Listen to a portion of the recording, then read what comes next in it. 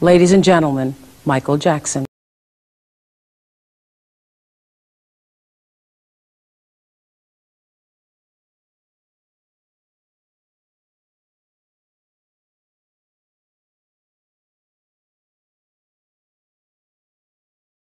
How nervous are you right now? I'm not nervous at all, actually. You really aren't? No, I never get nervous. You don't? No. No, not even for your first interview and it's live around the world?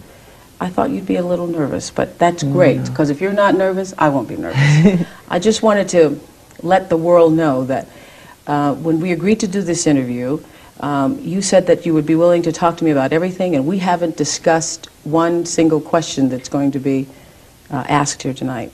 Just wanted to make that right. That's very true. Very true. When we were watching, I was watching you in the background there, watching the video of you in the early years. Did that bring back memories for you? It made me giggle. Yeah. Because I haven't seen that footage in a long time.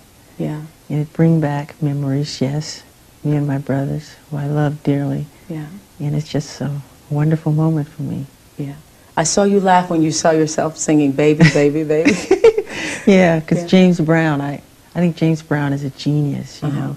When he's with the Famous Flames, just unbelievable. And I used to watch him on television. And I used to get angry at the cameraman, because whenever he would really start to dance, they would be on a close-up, and I couldn't see his feet. So I would throw things, I'd be angry. I said, show him, so I could watch and learn. So he was a big mentor for you, Phenomenal, obviously. Yeah. Phenomenal. Yeah, and who else was? Jackie Wilson, who I adore as an entertainer, and of course music, Motown, the Bee Gees, who are brilliant. I just love great music.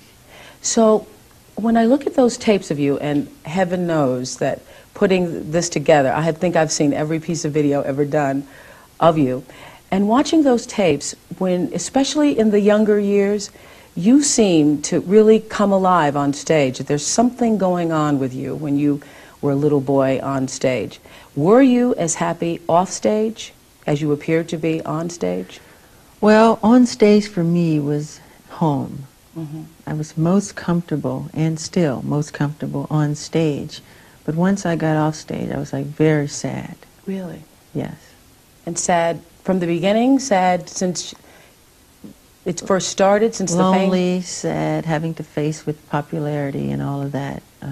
There were times when I had great times with my brothers, pillow fights and things, but I used to always cry from loneliness. You did? Yes. Beginning at what age? Oh, very little. 8, 9. When you all first became famous? Yes. So it wasn't what it appeared to be to the rest of the world, all of us. I remember I was a little black child, wanted to marry Jackie Jackson, your brother. So, I mean, to all of us, we thought this was the most wonderful thing in the world. Who wouldn't have wanted that life? It is wonderful, and there is a lot of wonderment in being famous. I mean, you travel the world, and you see things, you meet people, you go places. It's great, but then there's the other side. There's, which I'm not complaining, there's lots of rehearsal, and you have to put a lot of your time. Give of yourself a lot. Do you feel, I talked to Suzanne DePass the other day, and Suzanne DePass worked with you all for a long time at Motown, and really groomed you all and found the outfits for the Ed Sullivan Show. And Suzanne had some interesting theories about your childhood. We talked about whether or not it was really lost. Was it?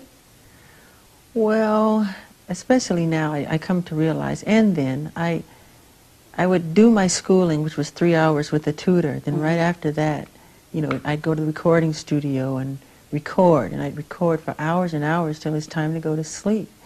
So it'd be nighttime. And I remember going to the recording studio. There was a park across the street, and I'd see all the children playing, and they'd be rooting and making noise, and I would cry. It'd make me sad that I would have to go and work instead.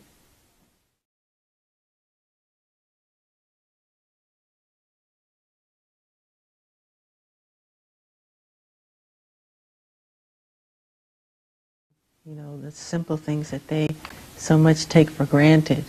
Having friends and slumber parties and buddies and just hanging out. There was none of that for me. I didn't have any friends when I was little. My brothers were my friends. Was there ever a place where, because, you know, children, you know, I remember playing games and talking to myself and playing with my dolls and all that. Was there, and I think every child needs a place to escape into a child's world, into a child's imagination. Was there ever a time you could do that? No, and that is why I think now, because I didn't have it then, I compensate for that. Really? I mean, when people wonder why I always have children around, because I find the thing that I never had through them. You know, Disneyland, amusement parks, arcade games. I adore all that stuff, because when I was little, it was always work, work, work, from one concert to the next. If it wasn't concert, it was the recording studio. If it wasn't that, it was TV shows or interviews or picture sessions. It was always something to do. Did you feel, Smokey Robinson has said this about you, and so have many other people, that you were like an old soul in a little body? When I remember hearing that all the time when I was little. They used to call me a 45-year-old midget wherever I went. I used to always hear that, and I just would hear it, and I never thought about it. Just like when some people say, when you were little, when you started to sing, did you know you were that good? I said, I never thought about it. I just did it, and it came out. I never thought about it, really. So here you were, Michael Jackson, with hits. You all had so many hits, 4 hits in a row, and you were crying because you couldn't be like other kids.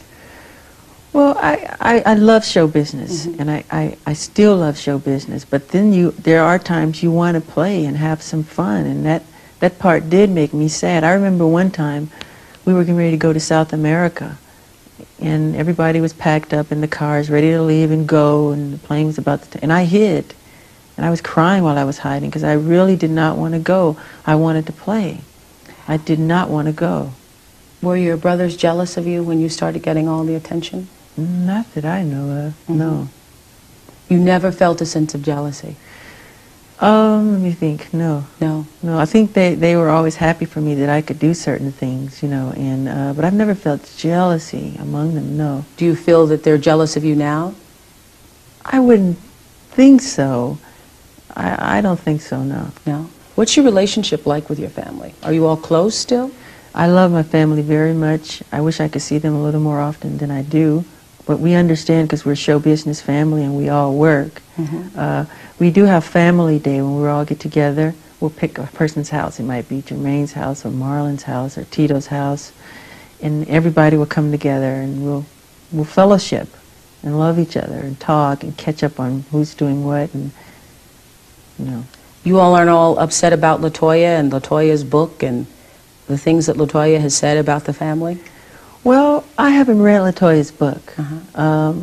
I just know I love my sister dearly. I love LaToya, and I always will. And I always see her as the happy, loving LaToya that I remember growing up with. So I couldn't completely answer on that. Do you feel that some of the things that she's been saying are true? I couldn't answer, Oprah. Honestly, I haven't read the book. That's the honest truth. So let's go back to when you were growing up and feeling all of this. Well, I guess it's a sense of anguish, I guess. So there was nobody for you to play with other than your brothers. You never had slumber parties. You never. No. So I'm wondering, for you, being this cute little boy that everybody adored and everybody who comes up to you, they're, you know, pulling your cheeks and how cute, and this child prodigy, really. How adolescence affected you? Because I call, you know, adolescence going through that duck stage where everything's awkward, you know? And I'm wondering if, when you started to go through adolescence, having been, you know, this child superstar, did that have was that a particularly difficult time for you? Very, very, very difficult. Really? Yes. Yes. Because I think every child star suffers through this period, because you're not the cute and charming child that you were, and you start to grow. And they want to keep you young forever and little forever. Who's they? The public. And, you know, nature takes its course. And it does. And I had pimples so badly, and it made me so shy. I used to not look at myself. I'd wash my face in the dark. I wouldn't want to look in the mirror. Really? And my father teased me, and I just hated it. I cried every day because of it. Your father would tease you about your pimples? Yes, he would tell me I'm ugly. Your father would say Yes, that? he would. Sorry, Joseph. Yeah. What's your relationship like with him? I love my father, but I don't know him. Mm-hmm. Are you angry with him for doing that? I think that's pretty cruel, actually. Am I angry with him? Because adolescence is hard enough without a parent telling you that you're ugly. Yes, very difficult. Uh-huh. Am I angry with him?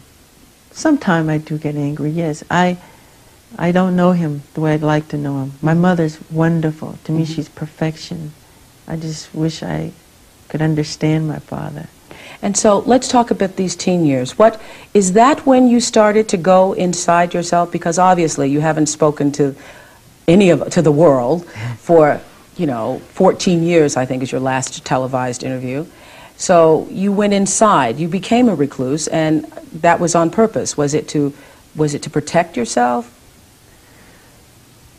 I felt that there wasn't anything important for me to say.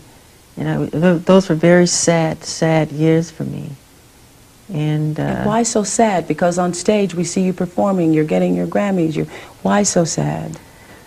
Oh, there's a lot of sadness about my past life and, adolescence and my father and all of those things. It just made me very, very, very sad. So he would tease you, make fun of you? Yes. Did he ever beat you? Yes. He did. Yes. And that was difficult to take, getting beaten and going on stage and performing. Yes. And why would he beat you? Because he saw me, he wanted me to, I guess maybe, I don't know if I was his golden child or whatever it was. Some may call it a strict disciplinarian or whatever, but he was very strict, very hard, very stern. And just a look would scare you, and... Were you scared of him? Very frightened. There's been times when he'd come to see me and I would get sick. Really? I'd start to regurgitate. As a child or as an adult? Both. Both. He's never heard me say this. I'm sorry, please don't be mad at me. Well, I mean, I suppose that everybody has to take responsibility for what they've done in life.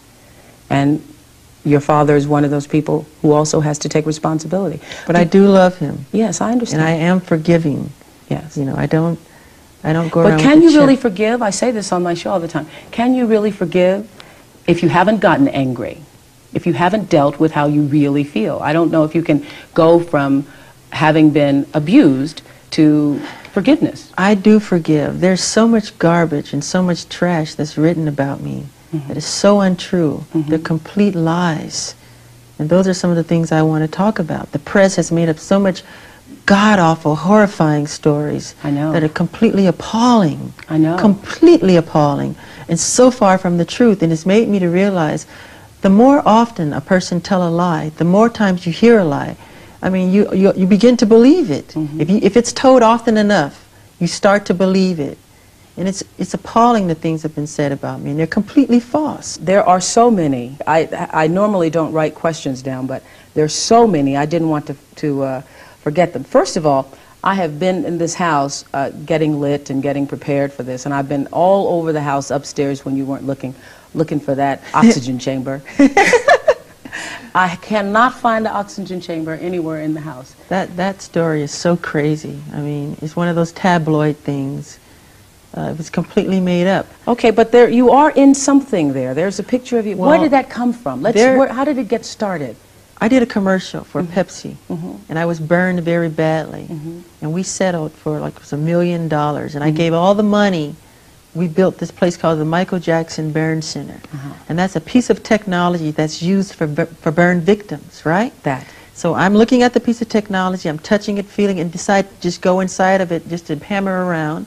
Somebody takes a picture. When they process the picture, the person who processes the picture say, "Oh, Michael Jackson. He made a copy." These pictures went all over the world with this lie attached to it. It's a complete lie. Why do people buy these papers and it's not the truth? And I'm here to say, do not judge a person. Do not pass judgment on anyone unless you have talked to them one-on-one. I don't care what the story is. Do not judge them because it's a lie. But that story, you're right, that story it was like it had legs. It's crazy. It is. Why would I want to sleep in a chamber? Well, the rumor was that you were sleeping in the chamber because you didn't want to grow old, and that was stupid. It's stupid. It's completely made up, and I'm embarrassed. I'm willing to forgive the press and forgive anybody. You know, I was taught to love and to forgive, which I do have in my heart. But please, don't believe these crazy, horrifying Okay, let's go down the list. Did you buy the Elephant Man's bones? No, Were you trying to get them? That's another stupid story. Uh-huh. I love the story of the Elephant Man. It reminds me of me a lot. You know, I could relate to it. It made me cry because I saw myself in the story. But no, I never asked for the Elephant Man. Where am I going to put some bones? I don't know. And why would I want a pair of bones? I don't know. So where did that come from? Someone makes it up and everybody believes it. If you hear a lie often enough, you start to believe it. Yes, and people make money selling tabloids. Yeah. All right. Just recently there was a story, and I know one of your attorneys held a news conference. There was a story about you wanting to have a little white boy play you in a Pepsi commercial. That is so stupid. That's the most ridiculous, horrifying story I've ever heard. It's crazy. I mean, why? Number one, it's my face as a child in the commercial. Me when I was little. Why would I want a white child to play me? I'm a black American. I'm proud to be a black American. I am proud of my race. I am proud of who I am. I have a lot of pride in who I am and dignity. That's like you wanting an Oriental person to play you as a child. Does that make sense? No. So please, people, stop believing these horrifying stories. Then let's go to the thing that is most discussed about you, I think, is the fact that the color of your skin is obviously different than it was when you were younger. Yes. And so I think it has caused a great deal of speculation and controversy as to what you have done or are doing. Are you bleaching your skin? And is your skin lighter because you don't like being black? Okay, number one, as I know of, there is no such thing as skin bleaching. I have never seen it. I don't know what it is. Well, they used to have those products growing up. I used to hear, always use bleach and glow, but you'd have to have about 300,000 gallons to... Okay, number one, this is the situation. I have a skin disorder that destroys the pigmentation of the skin. It's something that I cannot help. Okay, but when people make up stories that I don't want to be who I am, it hurts me. So it is. It's a problem for me, okay? I can't control it. Okay? But what about all the millions of people? Let's reverse it. Okay. What about all the millions of people who sit out in the sun to become darker, to become other than what they are? Nobody says nothing about that. So when did this start? When did the color of your skin start to change? Oh boy, sometime after Thriller. Around Off the Wall Thriller. And what did you think? I mean, it's in my family. My father said it's on his side. I can't control it. I don't understand. I mean, it makes me very sad. I don't want to go into my medical history because that's something that's private. But that's the situation here. So please, when people see something like that... I just want to get this straight. You are not taking anything to change the color of your skin? Oh, God, no. You did not purposely... We're trying to control it, and using makeup evens it out because it makes blotches on the skin, and I have to even out my skin. But you know what's funny? Why is that so important? You know, that's not important to me. I'm a great fan of art. I love Michelangelo. If I had a chance to talk to him or read about him, I would want to know about what inspired him to become who he is, the anatomy of his craftsmanship, not about who he went out with last night, or why he decided to sit out in the sun so long. What's wrong with, I mean, that's what's important to me. How much plastic surgery have you had? Very, very little. You can count them on 2 fingers.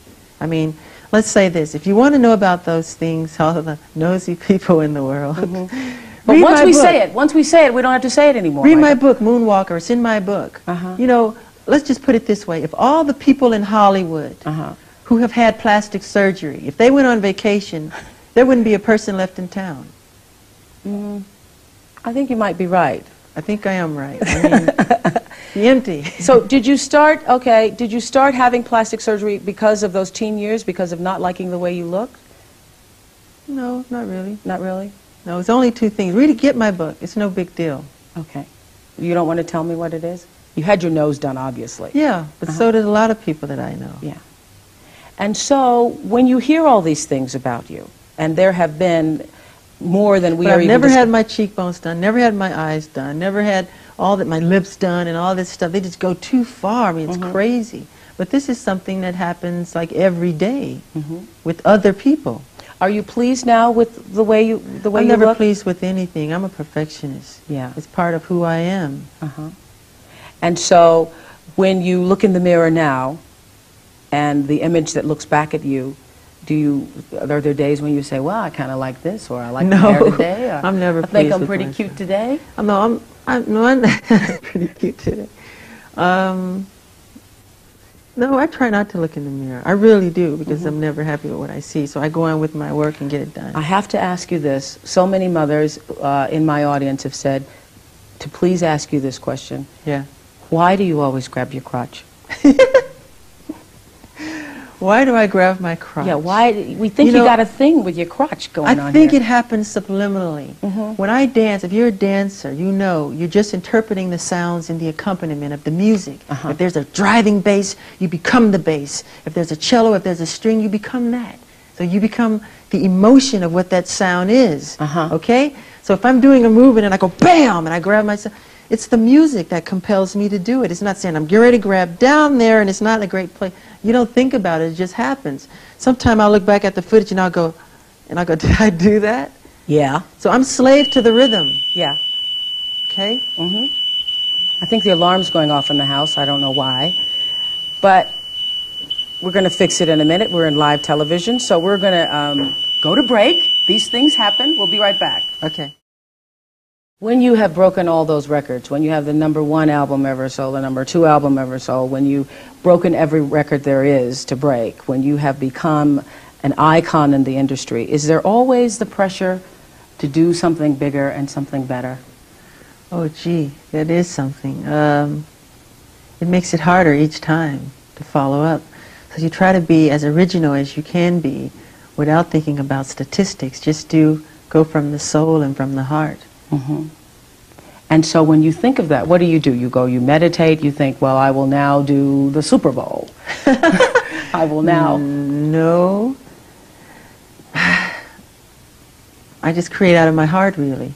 I want to tell everybody, too, since we're back and we're live, we weren't prepared for, and I know this house probably wasn't prepared for all the lights that are here, and what happened was that a smoke alarm went off from all the lights that are around, and that's what happened, and that's why we went to break.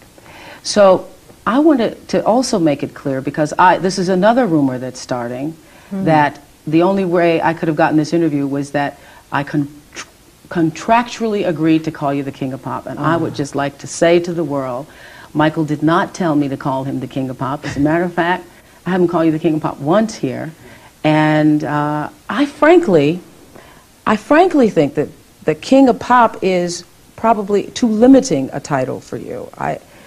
I mean, I think that most of the world would agree that you're no doubt one of the greatest entertainers the world has ever seen. So you would be King of Entertainment, or Liz Taylor said you were King of Pop, Rock, and Soul. Where did this whole notion that you proclaimed yourself King of Pop come from?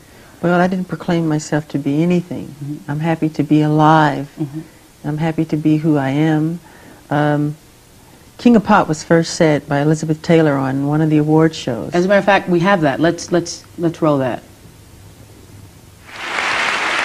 Ladies and gentlemen, the 1989 Heritage Award and Sammy Davis Jr. Award recipient, and in my estimation, the true king of pop, rock, and soul, Mr. Michael Jackson.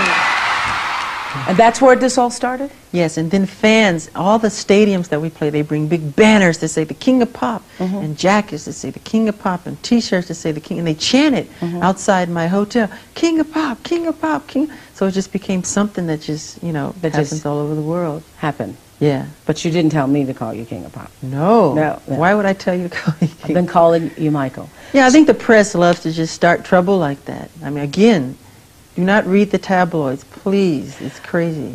Do you go out? Do you date? Yes. Who do you date?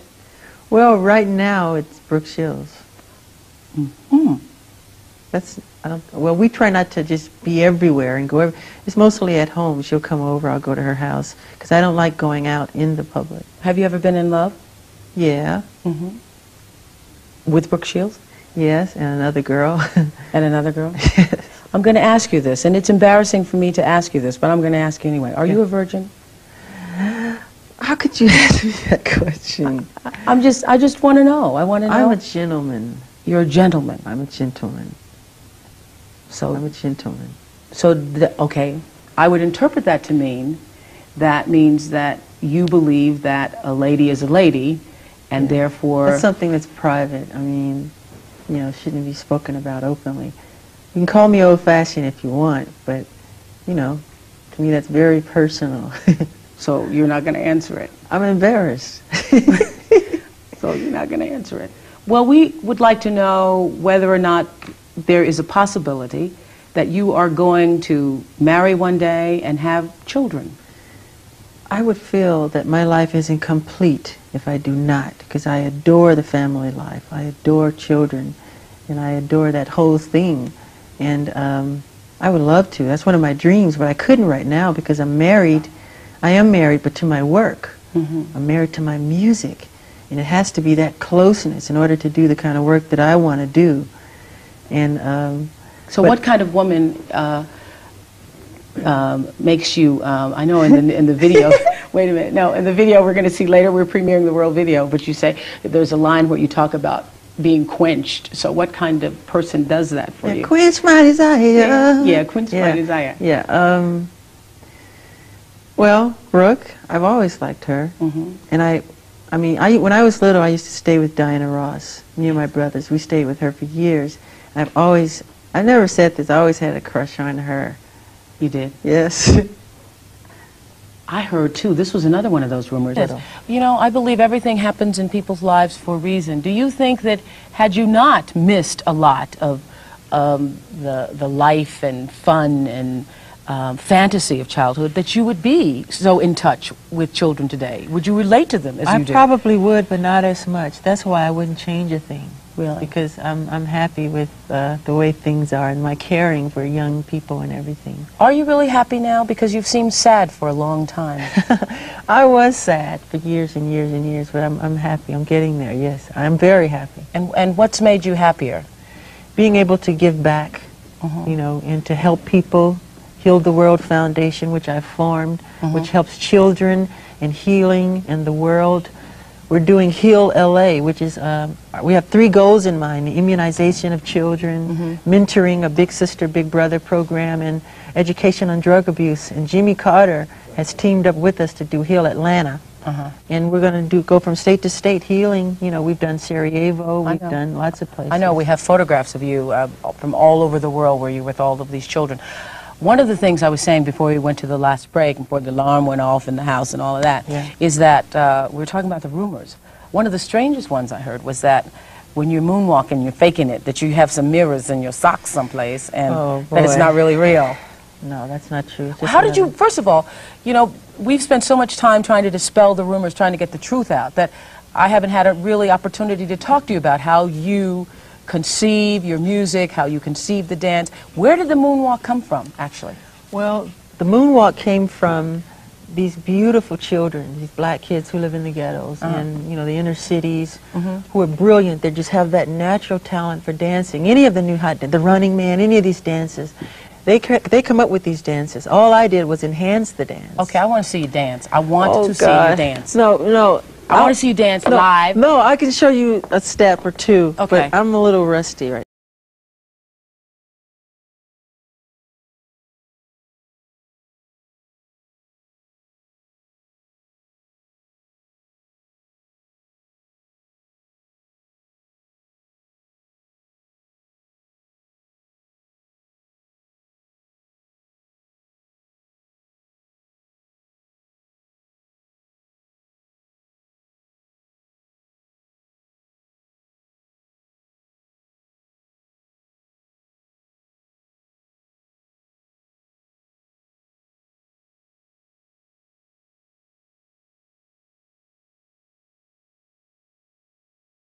So you took it from the kids who were doing it? Yeah, because I think they're the real dancers. Yeah. And when you are, for instance, when we were here before to shoot that commercial, you were preparing for the Super Bowl. You were supposed to do this with me. I don't know how to do this. You know I don't know how to do this. You know what? I mean, all the things ever printed in the tabloid, the only thing's ever been true is when they said I couldn't dance. And that is the truth. When we were here the last time shooting the commercial, you were like in between shots, running off, conceiving the dance, choreographing the dance. You were up all night dancing. On the Super Bowl? Yes. Yes. Well, I'm never satisfied. Even when I see something that I've done and people say, oh, it was phenomenal. When I did Motown 25 and I did the moonwalk for the first time, I was backstage crying afterwards because I was unhappy. You cried after Motown 25? Motown 25. But then as I was walking to the car, there was this little boy, he was like 12, he was a little Jewish kid, and he said, you're amazing. Who taught you to ever dance like that? And for the first time I felt I did a good job because I know children don't lie, and I just felt so good about it then.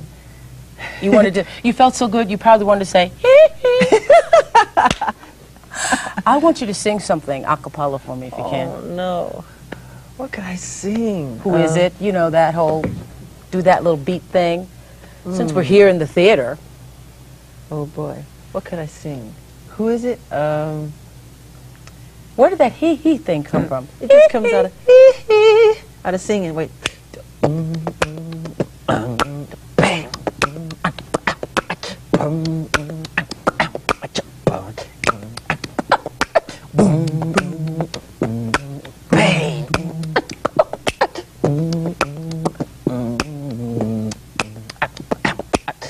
I gave my money, I gave my time, I gave her everything in life one heart could find.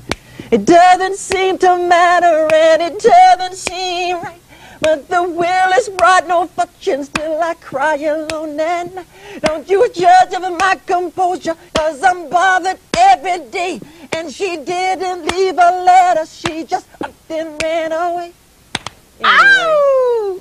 that's Fabulous. part of Who Is It? I mean, you wanted me to do it. I like you very much I get for doing it. embarrassed. Thank you I'm very sorry much I for get doing it. embarrassed. We're going to come right back with more of Michael Jackson live. That was great. I love that. It was great. Music videos used to just be people singing their song until you came along and changed music videos. Did you know when you first conceived your first one that's what you were doing? Yeah, the idea was to make something that was a story, so it had a beginning, a middle, and an ending. And you could follow, like a mini movie. That's what I wanted to do. And that's what we did with Beat It and Thriller and Smooth Criminal and all those type of things. So when you start to look at a piece of work or look at a piece of music, are you already thinking about how you're going to... Sometime, yes. Yes, it's very true. I wonder what it feels like. I will never know since I cannot sing one thing. But what it feels like to be on stage with a sea of people responding to you, screaming your name as they were. What does that feel like? Love. You feel lots of love, and I feel blessed and honored to be able to be an instrument of nature that was chosen to give them that, what I give them. I'm very honored and happy about that.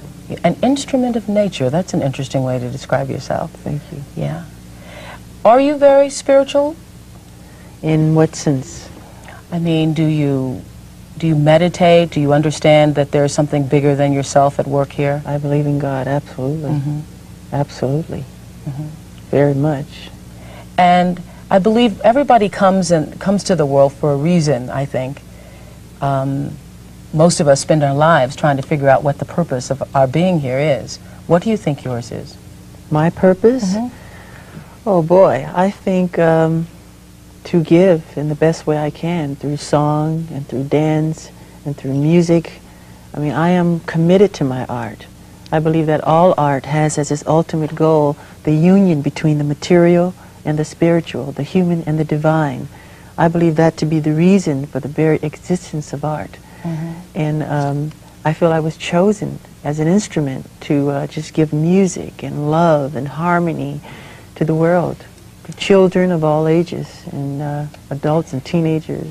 I know everyone's going to ask me when I leave here, where are all the animals? I said in the opening, I expected chimps to be jumping all over the living room, and I didn't see any. Where's Bubbles? Well, the animals are everywhere. They're in their habitats. They're all over the ranch, and they come out in the daytime, and they play and they jump around. They have their own playground in their area. Why were you so fascinated by animals, do you think? Because I find in animals the same thing that I find so wonderful in children, that purity, that honesty, where they don't judge you, they don't want anything from you, just to be your friend. And I think that's so sweet. I do too. I think we've cleared up all the rumors, though. There are no chimps running around the house, no oxygen tank in the house. I don't know. Are you going to lay off the crotch a little bit? Ask the music. Ask the music, will he lay off the crotch? Oh, we didn't get about the inauguration. Did you tell President Clinton that you had to be the only person there singing? That is horrible. That is the stupidest, craziest story I have ever heard. I mean, why would I just want me? Nobody else could be on the show, just me. I mean, that's so stupid to me. I mean, it's crazy. That's not even in my heart. I would never say anything like that. Again, somebody made it up and the whole world believed it. It's so false. It's incredible. What do you want most?